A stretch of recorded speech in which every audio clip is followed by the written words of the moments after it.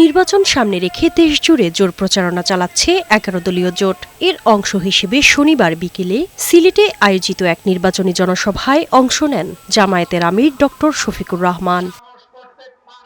নির্বাচনী জনসভায় বক্তব্য রাখতে গিয়ে জামায়াত আমির বলেন, দেশের অনেক সরকারি কর্মকর্তা নৈতিকতার অভাবে নয়, বরং ন্যায্য বেতন না পাওয়ার কারণেই নানা অপরাধে জড়িয়ে পড়ছেন। এ অবস্থার পরিবর্তনে রাষ্ট্রকে দায়িত্বশীল ভূমিকা নিতে হবে।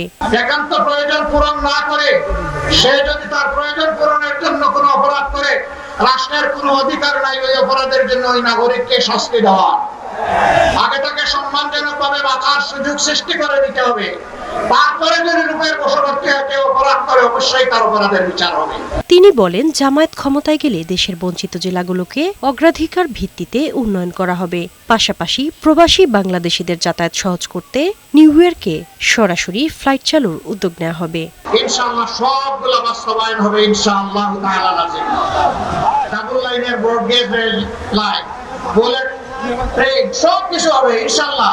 শুধু সিলেট হবে না, বাংলাদেশের জায়গায় জায়গায় হবে, তবে সিলেট আর বঞ্চিত হবে না ইনশাআল্লাহ। এর আগে হবিগঞ্জ ও মৌলভীবাজারে আয়োজিত জনসমাবেশে অংশ নেন জামায়াত আমির, বলেন নানা পরিকল্পনার কথা। শারমিন রিমি, বৈশাখী সংবাদ।